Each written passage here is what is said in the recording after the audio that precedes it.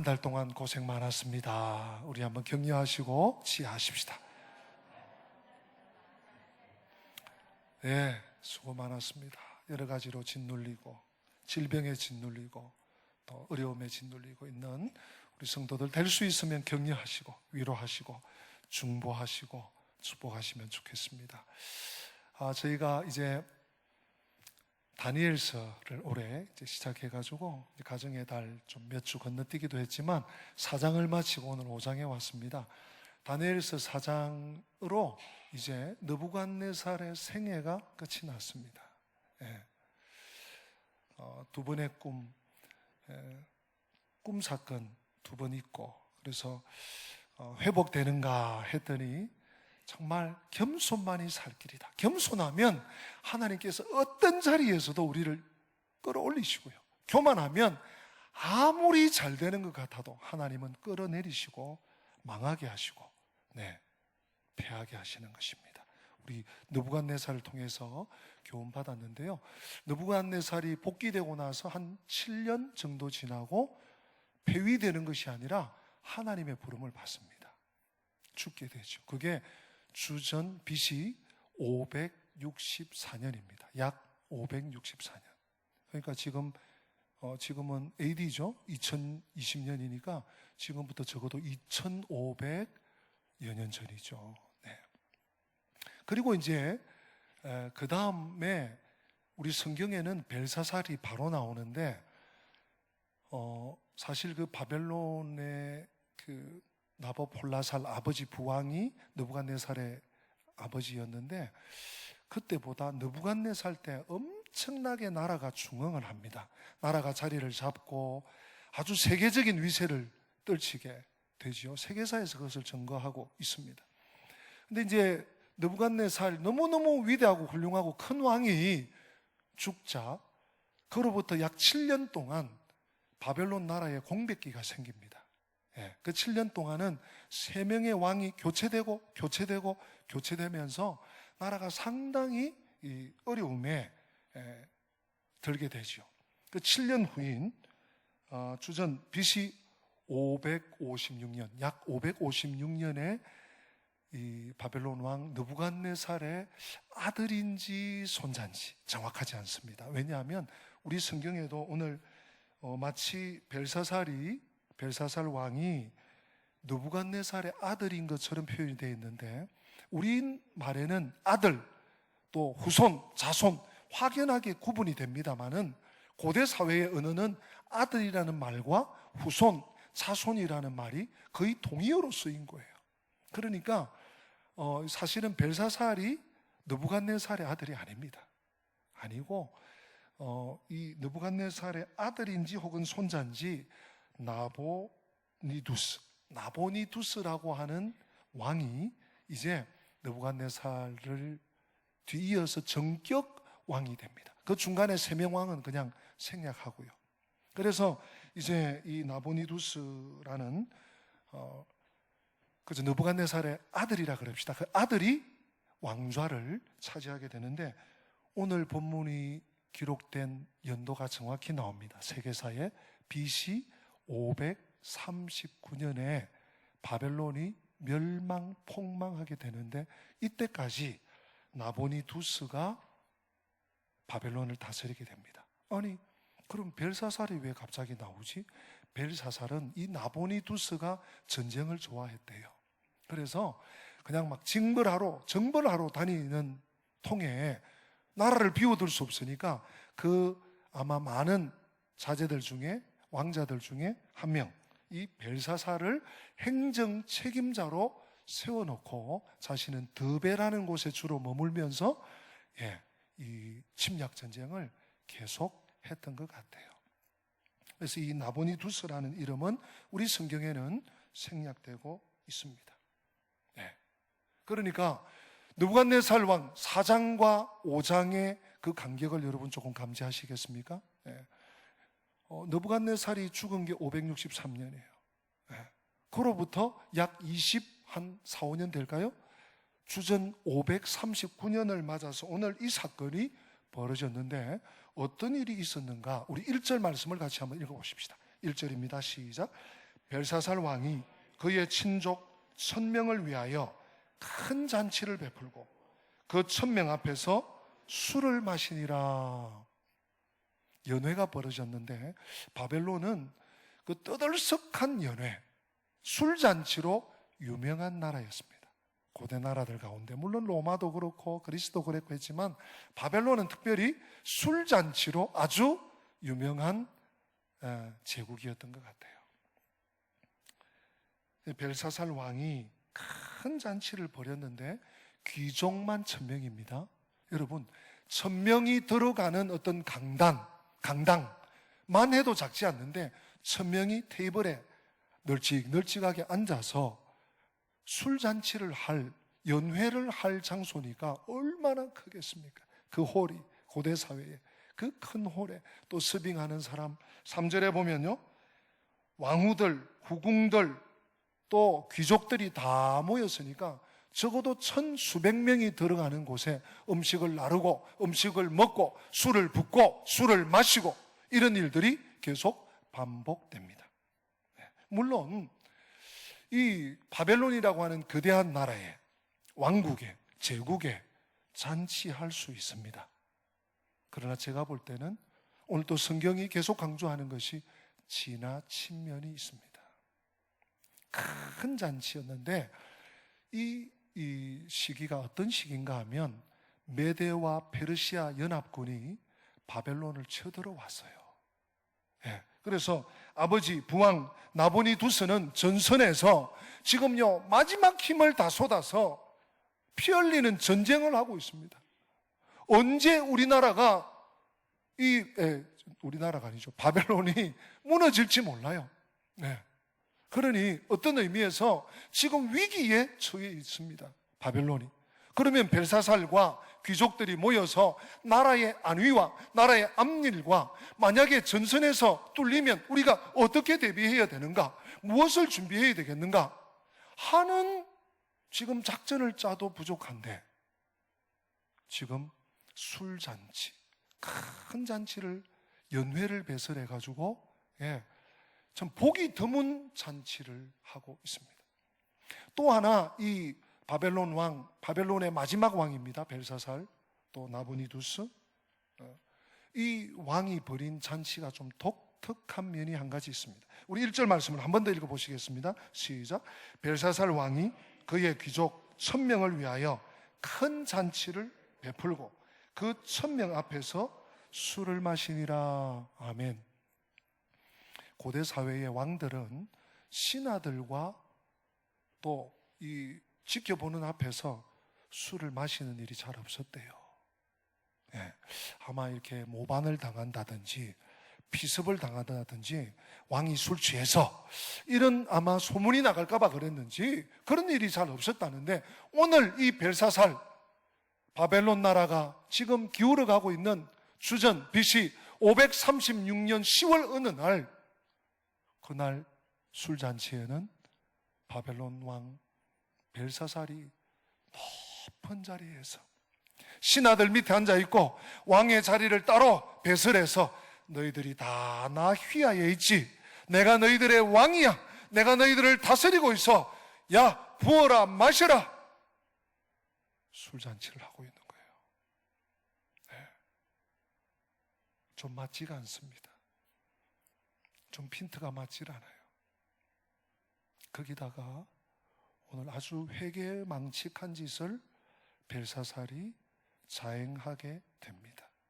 오늘 이 특별히 다니엘 5장에 술을 마셨다, 술잔치를 했다, 큰 잔치를 했다, 술을 마시니라. 또 2절에도요 왕과 귀족들과 왕후들과 후궁들이 다 그것으로 마시려고 했다. 뭘 마십니까? 술을 마시려고 했다. 3절에도 끝에 귀족들과 왕후들과 후궁들과 더불어 그것으로 또 술을 마시더라. 우리 4절 같이 한번 읽어보실까요? 4절 시작.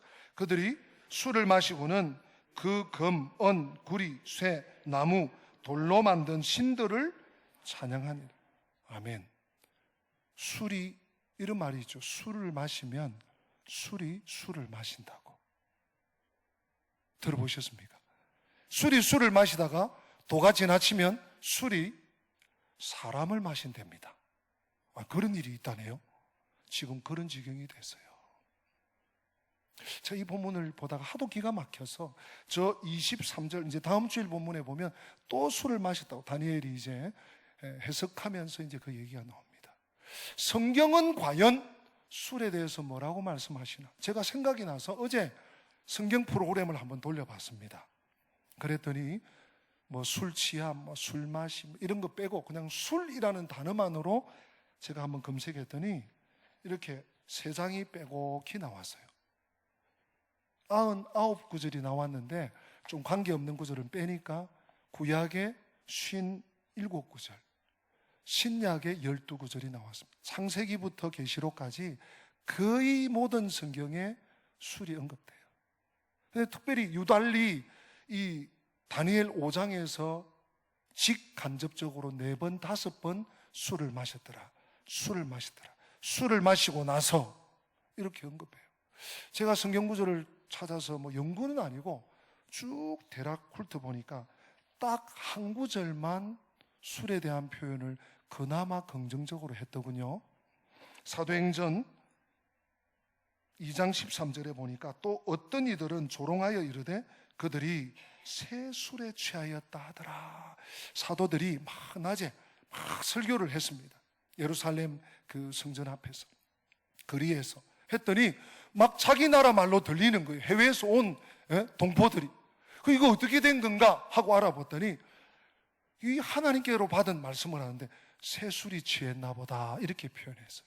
여기서만 술에 대해서 긍정적인 표현이고 나머지 68구절은 정말 절대로 가까이 해서는 안 되는, 술과 함께 해서는 정말 폐가 망하는 그런 말씀들이에요. 여러분들이 원하시면 제가 홈페이지에 올려놓겠습니다. 그죠? 제가 오늘 또 이 술 얘기가 나왔을 때 6구절만 교훈을 좀 받고자 합니다. 여러분들 화면을 참고하시면 좋겠습니다. 먼저 잠언 23장 29절에서 30절에 보니까요, 잘 들어보세요. 재앙이 네게 있느뇨? 근심이 네게 있느뇨? 분쟁이 네게 있느뇨? 원망이 네게 있느뇨? 까닭 없는 상처가 네게 있느뇨? 붉은 눈이 네게 있느뇨? 술에 잠긴 자에게 있고 혼합한 술을 구하러 다니는 자에게 있느니라. 보세요. 나쁜 게 다 나옵니다. 재앙, 근심, 분쟁, 원망, 까닭 없는 상처. 술 취하면 눈이 붉어지나 봐요. 붉은 눈. 대표적인 것만 지적합니다. 이것이 어디 있느냐? 술에 잠긴, 술을 가까이 하는, 술을 구하고 찾는, 술을 벗삼는 자들에게서 이런 폐해가 나온다는 것이죠. 우리 예수님께서 누가복음 21장에 보면 직접적으로 술을 언급하십니다. 너희는 스스로 조심하라. 그렇지 않으면 방탕함과 술 취함과 생활의 염려로 마음이 둔하여지고 뜻밖의 그날이 덫과 같이 너희에게 임하리라. 주님 재림하셔도 술 취해서 몰라요. 어떻게 술 취해서 주님 앞에 주님 한잔 했습니다 하고 가겠어요? 로마서 13장 이후에 바울이 술에 대해서 권면합니다. 13장 13절 낮에와 같이 단정히 행하고 방탕하거나 술 취하지 말며 음란하거나 호색하지 말며 다투거나 시기하지 말고. 갈라디아서 5장 21절에도 잘 들어보십시오. 투기와 술 취함과 방탕함과 또 그와 같은 것들이라 전에 너희에게 경계한 것 같이 경계하노니 이런 일을 하는 자들은 하나님의 나라를 유업으로 받지 못할 것이요. 여러분 두려운 말씀이에요. 하나님의 나라를 유업으로, 하나님의 나라 천국에 들어가지 못할 중요한 사안 중에 하나가 술 문제라는 것이죠. 디모데전서 3장 8절 집사님들, 중직들, 직분자들 잘 들으십시오.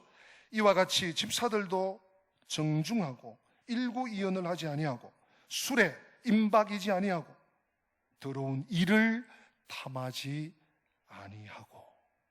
마지막으로 베드로전서 4장 3절에 너희가 음란과 정욕과 술 취함과 방탕과 향락과 무법한 우상 숭배를 하여 이방인의 뜻을 따라 행한 것은 지나간 때로 족하도다. 이제 그만하래요. 이제 술을 가까이 하지 말래요. 누가? 성도가. 오늘날 세상은요, 술 마시는 것 아무렇지도 않게 부추기고 있습니다. 그렇지 않습니까? 술 선전 보십시오. 술 먹으면 아주 행복해질 것 같아요. 그래서 술에 도수를 낮춘다나요? 술에 당근을 탄다나요? 네. 맥주 정도는 음료수지 이러면서 권합니다. 특히 우리 여성들도 주의하셔야 돼요. 요즘 그 광고의 타겟이 여성들이라고 합니다. 가끔씩 식당에 가서 낮에 식사를 하다 보면 옆 테이블에 여성들이 잔뜩 와서 같이 드시는 거 보면 제 마음이 좀 무거워질 때가 있어요. 네. 남성들 말할 것도 없고요. 네. 우리가 그리스도인으로 믿음의 사람들로 성경이 오늘 느부갓네살의 그 대를 이은 벨사살만의 얘기가 아니에요. 오늘 성경이 술에 대해서 이렇게 지적을 하고 있습니다. 금하고 있습니다. 멀리 하라고. 술과 같이 하지 말라고 분명히 말씀하고 있는데 여러분들과 여러분들의 가정과 자녀들을 잘 단속시켜 주셔야 되겠습니다. 오늘 세태가 악합니다. 우리 술 이야기를 하는 김에 5년 전 2015년 새만금에서 우리 교회 여름 수양회를 했죠. 그때 강사가 고신대 교회사 교수님인 이상규 교수님이셨어요. 참 이상규 교수님은 교회사에서 보석 같은, 한국 교회의 보석 같은 분이신데 저희 교회가 그 교수님 은퇴하시기 전에 한번 청할 수 있는 계기가 있었죠. 아마 강의가 기억나실지 모르겠는데 그때 강의가 우리 홈페이지 자료실에 들어 있습니다. 그때 이 교수님이 이 책을 한 권 우리 성도들에게 선사해 주셨어요. 그때 막 출간했을 때입니다. 2015년. 제목이 뭔가 하면 한국 교회사의 뒤안길이라는 책입니다. 이상규 교수님이 직접 쓰셨어요. 여기에 한국교회 새벽기도회가 어떻게 시작됐나, 전도운동이 어떻게 시작됐나, 여러 중요한 재미있는 토픽들을 다루는데 술에 대한 얘기가 나와요. 몇 가지가 있는데 어떻게 금주 단연이 한국교회 전통이 되었을까 하는 챕터 하나고요. 금주와 단연 운동과 금주가 라고 하는 부분인데 제가 이 책을 직접 잠깐만 언급하겠습니다. 초기 선교사들은 도박과 축첩을 금하고 혼인, 장례 등에서의 악습과 구습을 타파하고 비합리적인 인섭, 비과학적인 의식을 개조하고자 노력하였다. 그 일환으로 금주 단연이 강조되기 시작했다. 금주 금연 운동을 추진할 때 크게 세 가지 점에서 그 이유를 선교사들이 설명을 했습니다. 첫째, 신앙상 유익하지 않다는 점이었다. 술 먹다가 죽으면 그 영혼이 하나님께로 갈 수 없다는 극단적인 주장도 없지 않았다. 둘째는 건강에 해롭다는 의학적인 이유를 들었다. 셋째는 개화 혹은 국민의식 계몽을 위한 의도가 있었다. 없이 할 물건이라는 제목의 이런 논설도 있었다. 논설은 제가 생략하겠습니다. 한국교회에서의 조직적인 금주 단연 운동이 일어난 것은 1900년 이후였다고 합니다. 물론 1890몇 년 이런 때도 계속 있었고요. 1900년 감리교회 존스 선교사는 전도인, 권사, 속장들의 모임에서 술을 마시는 교우들을 즉시 출교하겠노라고 경고한 일이 있다. 이 무렵 서울의 세문안 교회는 음주자를 치리한 일도 있다. 이 교회는 음주 행위를 사중적 범죄로 규정했다. 첫째는 하나님께 범죄하는 일이다. 음주는 술 마시는 것은 하나님께 범죄하는 일이다. 둘째는 교회 법을 어기는 일이다. 셋째는 부모, 형제, 처자에게 광은 짓을 할 일이다. 넷째는 자기 몸을 망하게 하는 일로 규정하고 지적했습니다. 마지막으로 1931년 간행된 신정 찬송가에는 감리교인 임배세가 작사 작곡한 금주가라는 노래가 찬송가 가사에 실려 있었어요. 네. 이 찬송가가 요즘은 없기 때문에 제가 가사를 좀 읽어드리겠습니다. 1절입니다. 금수강산 내동포여 술을 입에 대지 마라. 건강지력 손상하니 천치될까 널 두렵다. 2절. 폐가 망신될 독주는 빚을 내어 마시면서 자녀 교육 위하여는 일전 한 푼 안 쓰려네. 3절. 전국 술값 다 합하여 곳곳마다 학교 세워 자녀 수양 늘 시키면 동서문명 잘 빛내리. 4절. 천부 주신 내 재능과 부모님께 받은 귀체 술에 돕기 받지 말고 국가 위해 일할지라. 마지막 후렴이에요. 아 마시지 마라 그 술, 아 보지도 마라 그 술, 우리나라 복받기는 검주함에 있나이다. 술, 벨사살만의 문제가 아니에요. 오늘 이 시대에 술 문화를 부추기는 시대를 우리가 살고 있습니다. 술 소비를 아주 미덕인 것처럼 여기는 세상을 살고 있어요. 오늘 벨사살이 술 때문에 나라가 큰 위기에 직면하는데도 불구하고 큰 잔치를 배설했어요. 술을 마시니까 어떻습니까? 유흥이 든대요. 유흥이 드니까 야, 저 예루살렘에서 가지고 온 금기명들 제사 도구를 다 꺼내와. 신하들이 시키는 대로 해야죠. 꺼내와서 닦고 씻고, 야 거기에도 술을 부어 하고 술을 마시는 장면이 오늘 본문에 나오고 있습니다. 그리고 술을 부어 마시고 어떻게 합니까? 우리 4절 말씀, 5장 4절 말씀 같이 한번 읽어보십니다. 시작. 그들이 술을 마시고는 그 금, 은, 구리, 쇠, 나무, 돌로 만든 신들을 아멘이 안 돼요. 제가 이 말씀 너무너무 기가 막히는 거죠.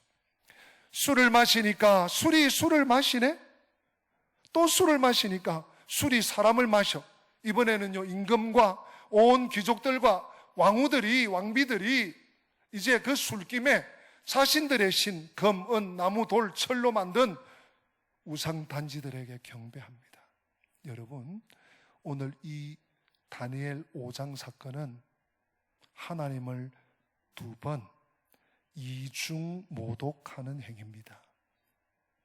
첫째로 하나님께 제사 드리는 제사 도구를 다 끄집어 내와서 거기에 술을 부어 마셨어요. 아무리 이스라엘이, 아무리 유다가 잘못해서 하나님이 징벌을 해서 그 성전 기물들을 다 꺼내왔지만 그것을 함부로 사용해요. 그것도 술 마시는 일에 동원을 해요. 하나님의 이름이 짓밟혔습니다. 그것도 모자라서 이제 그 술김에 자신들의 신의 이름을 부릅니다. 비나이다 비나이다 비나이다 비나이다. 이렇게 잘되게 해주시고 이렇게 흥왕하게 하시고 우리나라 보호해 주시고 우리 자손들에게 복을 주십시오. 여러분, 벨사살의 운명이 어떻게 될까요? 벨사살의 이름의 뜻을 제가 말씀 안 드렸죠. 벨사살의 이름의 뜻은 베리어 왕을 보호하소서. 베리어 왕을 보호하소서 했는데 어떤 일이 일어납니까? 여러분 5절 말씀 보십시다. 5절 시작. 그때에 사람의 손가락들이 나타나서 왕궁 촛대 맞은편 석회벽에 글자를 쓰는데 왕이 그 글자 쓰는 손가락을 본지라. 이게 무슨 회개망측한 일입니까? 사람의 손가락들이 나타났다고 하지만 저는 하나님의 손가락이라고 봅니다. 하나님이 보시다가 참다가 손가락 하나를 떨어뜨렸어요. 무슨 뜻인지 알지 못할 글자를 쓰게 하셨어요. 네, 저주의 글자죠. 다음 주에 우리 충분히 더 참고하도록 하고요. 그 다음 이 벨사살이 어떻게 되는지 보십시오. 6절. 이에 왕의 즐기던 얼굴빛이 변하고 그 생각이 번민하여 넓적다리 마디가 녹는 듯하고 그의 무릎이 서로 부딪힌지라. 근하게 취했던 술이 한순간에 다 깨버렸어요. 이 부분을 아주 더 실감나게 공동 번역은 이렇게 5절 하반절부터 7장 상반절까지 7절 상반절까지 이렇게 번역하고 있습니다. 왕은 글 쓰는 손을 보고 새파랗게 놀랐다. 그는 머리가 아뜩해지며 허벅지가 녹는 듯하고 무릎이 떨려 마술사들과 점성자들과 점쟁이들을 불러들이라고 고함쳤다. 부어라 마셔라 술판을 벌였던 이 벨사살의 최후가, 그의 운명이 어떻게 될까? 우리는 불을 보는 듯 선명합니다. 사랑하는 성도 여러분, 우리는 하나님의 택한 백성입니다.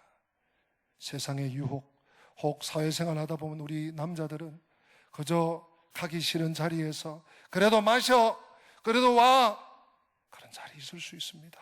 자매들도 뜻밖의 자리 있을 수 있습니다. 그 유혹을, 그 어려움을 이기는 것이 믿음 아니겠습니까?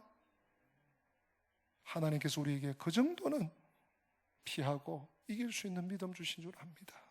오늘 벨사살 왕의 운명을 우리는 이 다니엘서 5장을 통해서 보면서 벨사살이 그랬구만, 아이고 못난 녀석. 그게 아니요, 이 시대에, 이 흥청망청하는 이 시대에 우리의 마음을 지키고 우리의 믿음을 지키고 우리의 양심을 지키고 우리의 가정을 지키고 우리 교회 공동체와 이 나라와 민족을 지키는 복된 주의 권속들 되시기를 주님의 이름으로 부탁드리고 축복합니다. 우리 다 함께 기립하십니다.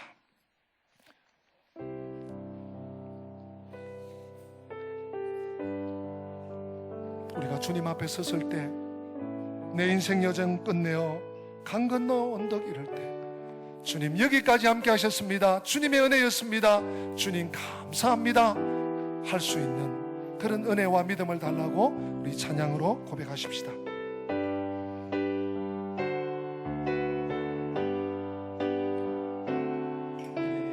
인생 여정 끝내어 강 건너 언덕 이룰 때 하늘문 향해 말하리 예수 인도. 조금 빨리 합시다. 매일 발걸음마다 매일 발걸음마다 예수 인도하셨네. 나의 무거운 죄짐을 모두 벗고 가는 말 예수 인도하셨네. 가시밭길 인생을 가시밭길 인생을 허덕이면서 갈 때, 허덕이면서 갈 때에 시험과 환난 많으나 시험과 환난 많으나 예수 인도하셨네. 매일 발걸음마다 예수 인도하셨네. 나의 무거운 죄짐을 모두 벗고 가는 날 예수 인도하셨네. 내 밝은 발걸음마다, 내 밟은 발걸음마다